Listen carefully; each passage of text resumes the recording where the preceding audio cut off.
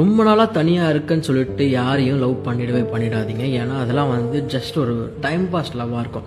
உங்களுக்கு ரொம்ப நாளாவே தனியா இருந்து போர் அடிச்சு யாராவது நம்ம லைஃப்ல இருந்தா நல்லா இருக்குமேன்னு தோணும். பட் அது லவ் கிடையாது. லவ் எந்தவித எதிர்பார்ப்பும் இல்லாம வர்றது லவ். நான் தனியா இருக்கேன், எனக்கு யாராவது பார்ட்னர் கிடைச்சா நல்லா இருக்கும்னா ஃப்ரெண்ட்ஸை தேடு, லவ்வரை தேடாத.